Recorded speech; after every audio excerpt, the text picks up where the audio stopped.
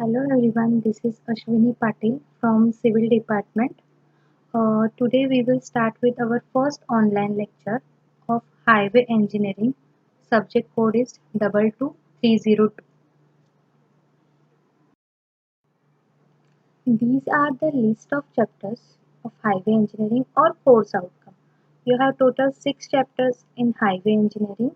First chapter is Overview of Highway Engineering, then Geometric Design of Highway, then third chapter is Construction of Road Pavement, then fourth chapter is Traffic Engineering, fifth one is Hill Road, and last one is Drainage Maintenance and Road Repairs. And right side is the weightage for particular chapters. Okay. In first chapter we will study about the definition of highway engineering, then classification of highway engineering, then road alignment. Second chapter is geometric design of highway. In this chapter, we'll see the what is super elevation, then what is SSD, uh, what is banking of road, etc. Okay. Third chapter is construction of road pavement. In this chapter, we'll see the actual construction of road pavement. Then fourth chapter is traffic engineering. In this chapter, we'll see the signs and symbols which mostly used to control a traffic. Then Heel Road. In this chapter, we'll see the construction of Heel Road, and last is drainage. In this chapter, drainage maintenance and road repairs will study. Okay, we'll start with our first chapter, that is overview of highway engineering. आपका जो first chapter है ये 4 marks के लिए है. Firstly, we'll see the definition of highway engineering. What is highway engineering?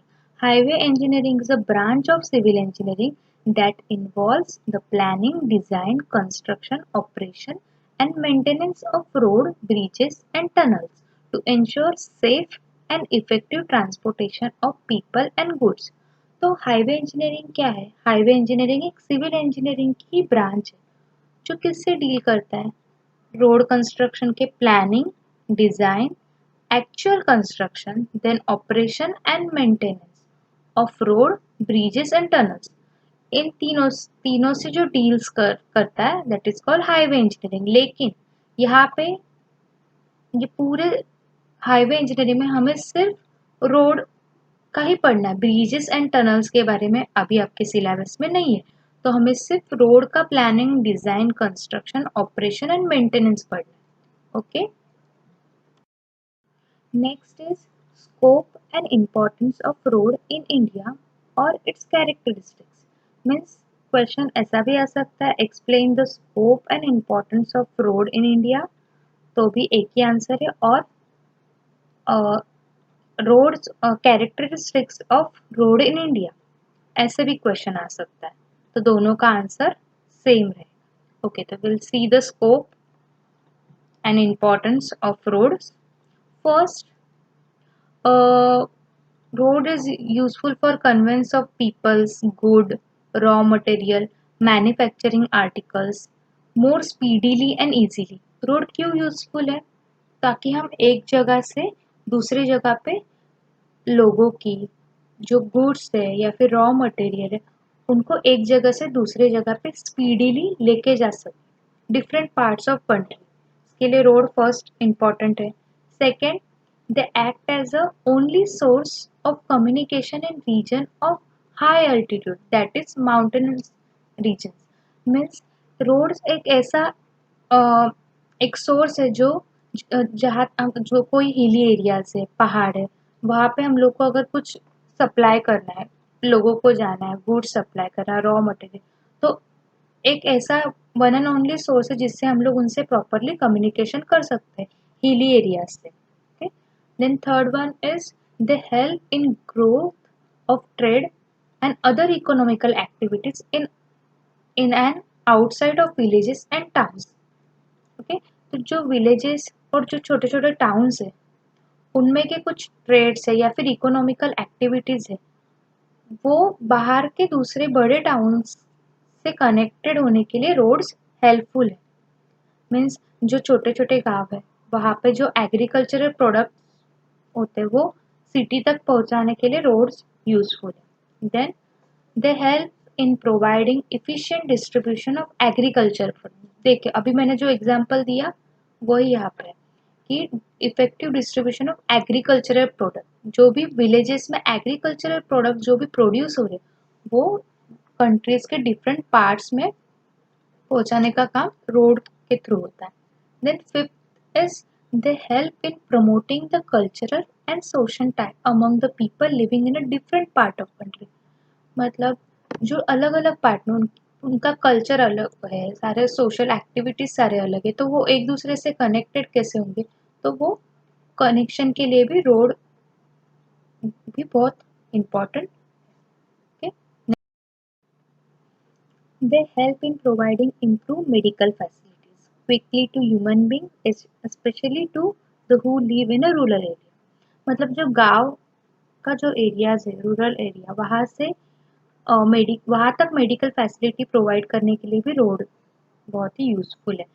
Next, they provide more employment and opportunity. Obviously road से means बहुत सारे व्हीकल्स आएंगे और फिर ऑब्वियसली एम्प्लॉयमेंट बढ़ेगा, ड्राइवर्स लगेंगे, बहुत सारी फैक्ट्रीज रहेंगे तो फैक्ट्रीज में वर्कर्स लगेंगे, तो इस तरह के से एम्प्लॉयमेंट भी बढ़ेगी। फिर next is enhance land value, thus bring better revenue. Land values increase होगी ऑब्वियसली, जो भी जिसका भी लैंड है वो हाईवे के पास में रहेगा तो ऑब्वियसली जिसका हाईवे के पास में उसका वैल्यू ज़्यादा होगा, तो इससे लैंड के वैल्यूज इंक्रीज होते हैं।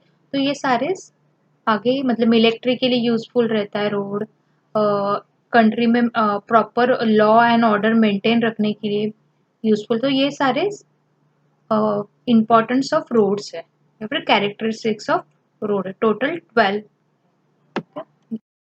Next is different mode of transportation. There are four different mode of transportation. First one is road transport, second one is rail transport, water transport and air transport. ये आप सबको पता है, लेकिन अभी हम लोग को सिर्फ रोड ट्रांसपोर्ट के ऊपर कॉन्सेंट्रेट करना है, लेकिन सिर्फ डिफरेंट मोड आपको पता होने चाहिए, इसके लिए है। और उसमें से सबसे इफेक्टिव कोई मोड ऑफ ट्रांसपोर्ट है तो वो रोड ट्रांसपोर्ट है, बिकॉज रोड ट्रांसपोर्ट एक ऐसा मीडियम है जो आपको door to door step service provide करता है। अगर आपको रेल, वाटर या फिर एयर वे से ट्रांसपोर्ट करना है तो उनका एक एंट्री पॉइंट एंड जो एग्जिट पॉइंट रहेगा वो फिक्स रहेगा। अगर आपको ट्रेन से किसी जगह पे जाना है तो आपको पर्टिकुलर स्टेशन पे जाना पड़ेगा और वो आपको सिर्फ एक स्टेशन से दूसरे स्टेशन पे ड्रॉप करेगा, ना कि आपको घर से आप जहाँ पे रहते हो वहां से आपको रेल और एयर या फिर वाटरवे से वो आपको सर्विस प्रोवाइड नहीं करता। रोड ट्रांसपोर्ट एक ऐसा ट्रांसपोर्ट मीडियम है जो आपको डोर टू डोर स्टेप, मतलब आपके घर से जहाँ पे आपको आपका डेस्टिनेशन है वहां तक पूरा आपको प्रोवाइड किया जाता है। तो रोड ट्रांसपोर्टेशन ये सबसे इफेक्टिव, और अगर हम लोग इकोनॉमिक से देखेंगे, मनी वाइज देखने जाएंगे तो भी ये सबसे चीपेस्ट मोड ऑफ ट्रांसपोर्ट है as compare to other mode of transport. Okay, now we will see the road classification in India. India में mostly road classification two type से होते हैं। First one is Nagpur road plan और IRC classification of road, second one is Lucknow road plan और third road development plan. First will see the Nagpur road plan और IRC classification of road. In 1943, IRC means Indian Road Congress, classified the road as follows. 1943 में नागपुर में जो Indian road Congress की committee थी, इनकी meeting हुई थी और ये मीटिंग में उन लोगों ने डिसाइड किया कि रोड जो है उसको कैसे क्लासिफाई करेंगे, इसीलिए इसको नागपुर रोड प्लान बोलते हैं और आईआरसी क्लासिफिकेशन ऑफ रोड भी बोलते हैं। अगर तो अगर आपको वो नागपुर रोड प्लान पूछे तो भी सेम आंसर है और आईआरसी क्लासिफिकेशन ऑफ रोड पूछेंगे तो भी सेम आंसर है। ओके, तो according to the Nagpur road plan जो सारे रोड्स है इसको डिफरेंट पार्ट्स में डिवाइड किया। First one is highway, national highway NH, then state highway SH, major district road MDR, then other district road ODR, and last one is village road. Okay. Now you'll see the detail about the national highway, state highway, and other and major district road. First, national highway. National highway is the main road which connects the capital state, important ports, metro, cities, industrial hubs and foreign highways.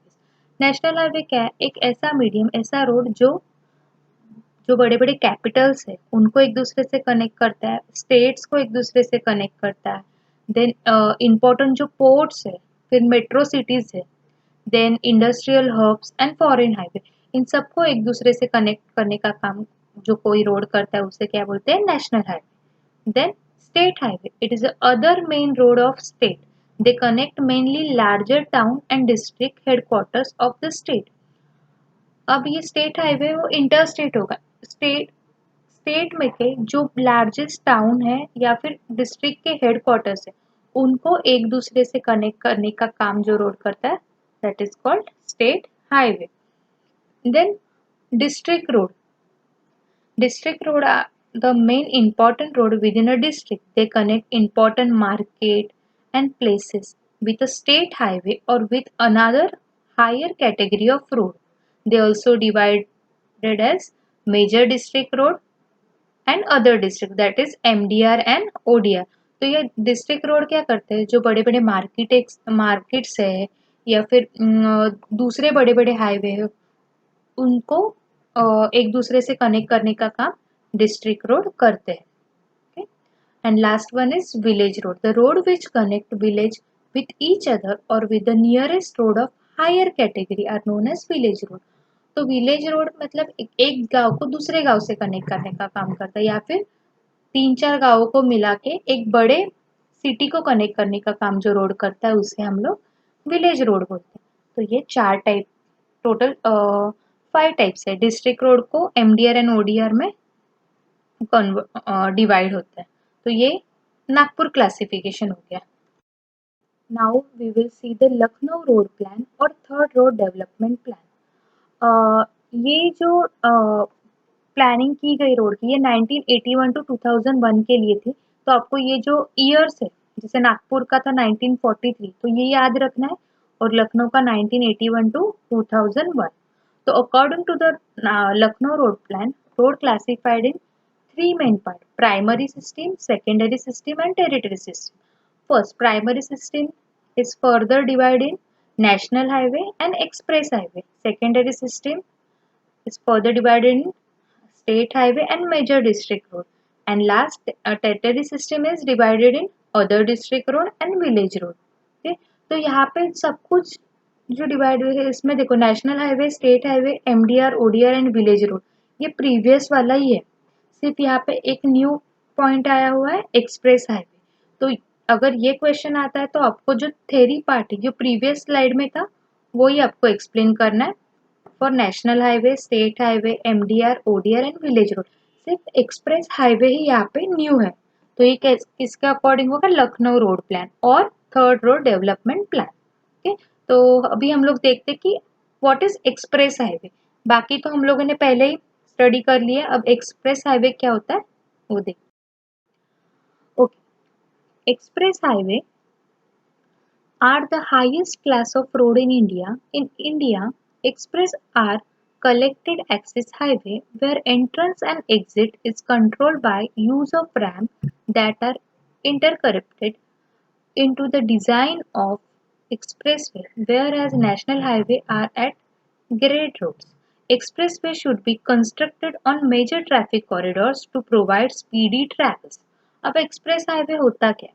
Express highway एक highest class of road होता है. मतलब जो हम लोगों ने अभी तक पढ़ा स्टेट हाईवे, नेशनल हाईवे, इन सबसे भी ऊपर एक जो रोड होता है दैट इज एक्सप्रेस हाईवे. ये कहाँ पे क्रिएट किया जाता है, कहाँ पे बना सकते हैं हम लोग ऐसे हाईवेज जहाँ पे बहुत ज़्यादा ट्रैफिक है और हम लोग को स्पीडी ट्रैवल करना है. जैसे एग्जांपल ले ले मुंबई पुणे एक्सप्रेस वे. बहुत सारे आगे हम लोग को एग्जांपल्स देखेंगे कि वहाँ पे बहुत ट्रैफिक हो रहा है लेकिन हम लोग को वो डिस्टेंस कम टाइम में ट्रैवल करना है. इसके लिए एक्सप्रेस हाईवेज कंस्ट्रक्ट करते हैं, लेकिन एक्सप्रेस हाईवे की एंट्री एंड एग्जिट जो रहेगा, एंट्रेंस एंड एग्जिट पे टोल या फिर बैरिकेड्स डाल के वो कंट्रोल किया जाता है। टोल क्यों? क्योंकि एक्सप्रेस हाईवे का जो भी कंस्ट्रक्शन कॉस्ट रहेगा वो फिर से गवर्नमेंट के पास उतने पैसे जाने चाहिए, इसके लिए टोल वगैरह बनाते हैं, वो सब डिफरेंट हो गया। लेकिन कोई भी एक्सप्रेस हाईवे के एंट्रेंस पे और एग्जिट पे आपको टोल मिलेगा, जो कि अप एंड डाउन दोनों साइड का जो भी मूविंग ट्रैफिक है उसको कंट्रोल करने का काम करते हैं। हर किसी एक्सप्रेस हाईवे पे ऐसे ही होता है। और एक्सप्रेस हाईवे क्यों कंस्ट्रक्ट करते हैं? ताकि जहाँ पे ज़्यादा ट्रैफिक है और हम लोग को इसमें हम लोग स्पीडीली ट्रैवल कर सके वो जोन, इसके लिए एक्सप्रेस हाईवे कंस्ट्रक्ट किया जाता है। These are some list of express highway in India. First one is Ahmedabad to Vadodara. ये सबसे फर्स्ट इंडिया का एक्सप्रेस हाईवे है, Ahmedabad Vadodara express highway. Then Mumbai to Pune, Mumbai to Pune का और एक नाम है यशवंतराव चौहान मुंबई पुणे एक्सप्रेस वे। ये इंडिया का फर्स्ट 6 लेन कॉन्क्रीट रोड है जो मुंबई पुणे एक्सप्रेस हाईवे हो। Then Greater Noida to Agra, ये 165 किलोमीटर का लॉन्ग एक्सप्रेस हाईवे है। Then last one is Bangalore to Hyderabad.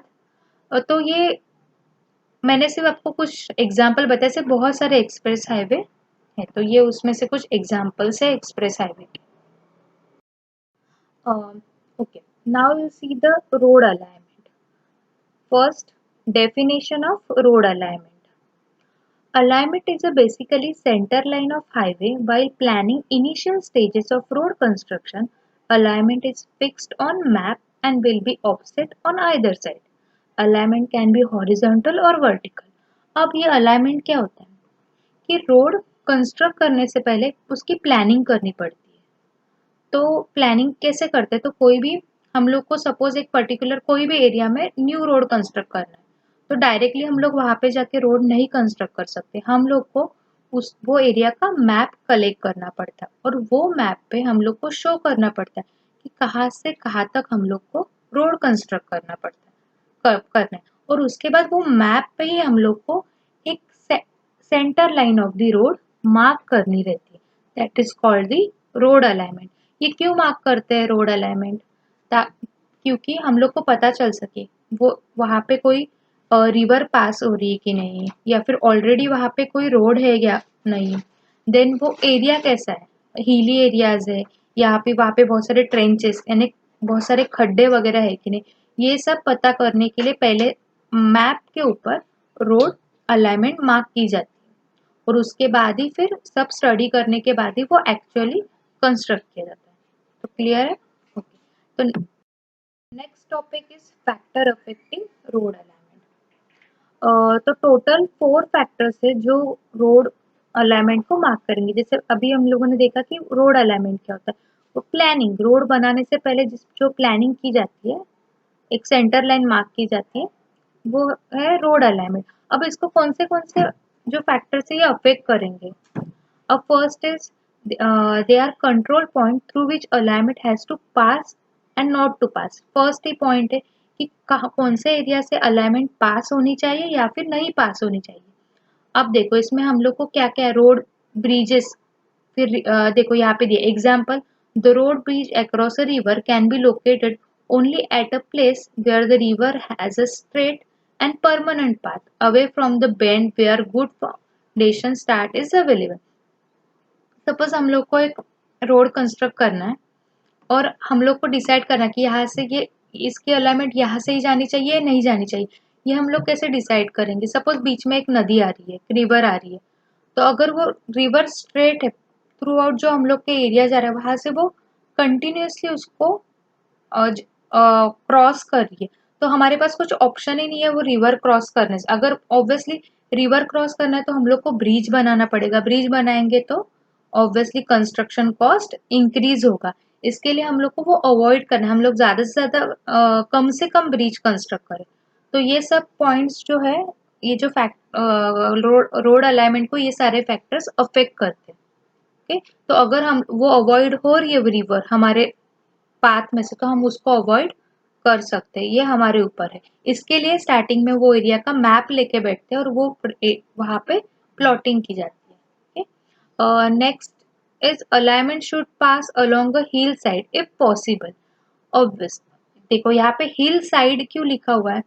जो आप लोगों ने घाट सेक्शंस वगैरह, घाट वाले जो रोड देखे होंगे, उसमें देखो एक पहाड़ रहता है और उसके एक साइड से ही रोड पास होता है। अगर हम लोग वो पहाड़ तो क्या, अगर रोड उसमें टनल्स वगैरह बनाने जाएंगे तो ऑब्वियसली टनल का कॉस्ट इंक्रीज होगा। इसके लिए हम लोग को जो भी हिली एरियाज है उसके साइड से ही रोड का अलाइनमेंट पास करना है। बस देखो, सो दैट द टनल और heavy cutting is avoided. Obviously tunnel बनाने जाएंगे, वहां पे हेवी कटिंग होगी, हेवी मशीनरीज लानी पड़ेगी, ऑटोमेटिकली कंस्ट्रक्शन कॉस्ट आपका इंक्रीज हो जाएगा। इसके लिए हम लोग को हिली एरियाज में भी हिल साइड से ही रोड पास करना है। हाँ, अगर पॉसिबल नहीं है तो हम लोग वहां पे टनल बनाना ही पड़ेगा, लेकिन जितना हम लोग को कंस्ट्रक्शन कॉस्ट कम कर सकते हैं उतना कम करना चाहिए। फिर next is traffic. Origin and destination studied are as conducted and desire lines are draw. अब ये ट्रैफिक क्या है? हम लोग को अगर रोड बनाना है तो ये सोचना है कि वो एरिया में ट्रैफिक कितना। अगर हम लोग ऐसे कोई भी एरिया में रोड बना जहाँ पे कोई गाड़ियाँ आती जाती नहीं है, रोड किसी के लिए यूजफुल नहीं, तो वो रोड का कुछ बना के यूज भी नहीं है। तो हम लोग को फर्स्ट ट्रैफिक स्टडी करना पड़ेगा कि हाँ, ये जो एरिया है यहाँ पे इतने इतने व्हीकल्स पास हो रही है, इतने इतने लोगों को इसका यूजफुल होगा अगर यहाँ पे रोड बनेगा। तो ये पूरा ट्रैफिक स्टडी करके ही हम लोग न्यू रोड कंस्ट्रक्ट कर सकते हैं। Next is geometric design. Geometric design of land, gradient, radius and side distance. ये तीन फैक्टर ये हम लोग नेक्स्ट चैप्टर में डिटेल में पढ़ेंगे। तो ये कुछ जियोमेट्रिक फैक्टर्स है रोड के, ये भी हम लोग को कंसिडर करने पड़ेंगे while marking a road alignment. Fourth one is economy, balance in cutting and filling. Economy means obviously यहाँ पे आप लोग को अभी कोई भी रोड करें तो हम लोग जितना से कम मनी खर्चा कर सके उतना कर सकते। तो अब यहाँ पे क्या है? Balance in cutting and filling.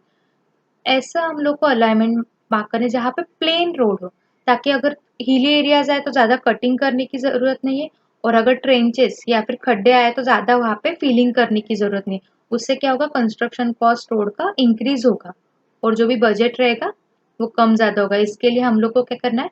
हमेशा प्लेन एरिया ढूंढना है जहाँ पे हम लोग रोड कंस्ट्रक्ट कर सकते हैं। Last one is other consideration, drainage, hydrology, political, topography etcetera. ये भी सारे अलग फैक्टर्स हैं। ड्रेनेज देखना पड़ेगा, वहाँ पे ड्रेनेज प्रॉपरली है कि नहीं। हाइड्रोलॉजी क्या है, वो एरिया की हाइड्रोलॉजी स्टडी करनी पड़ेगी। देन पॉलिटिकली कुछ अ, वो लैंड अगर हम लोग को वो किस वहाँ पे मतलब क्या है, किसी की ओनरशिप है या नहीं। फिर टोपोग्राफी स्टडी करनी पड़ेगी, मीन्स हिली एरियाज है क्या, ट्रेंचेस है क्या, ये सब सारे फैक्टर्स कंसिडर करने पड़ेंगे। ओके, ये सारे फैक्टर्स हो गए। Okay, these are some important question of first chapters. तो ये क्वेश्चन से आप नोट डाउन करके ले लीजिए, मोस्टली यही क्वेश्चंस आते हैं फर्स्ट चैप्टर से। तो ये फाइव फाइव क्वेश्चन है और ये चैप्टर 4 मार्क्स के लिए ही है। तो कोई भी क्वेश्चन आएगा तो भी 4 मार्क्स के लिए ही रहेगा। ये बहुत ही इजी एंड छोटा सा चैप्टर है। Okay, thank you. अगर किसी को डाउट है तो आप मुझे मेरे पर्सनल व्हाट्सएप पे डायरेक्टली पूछ सकते हो या फिर कॉल कर सकते हो। Okay, bye, have a nice day.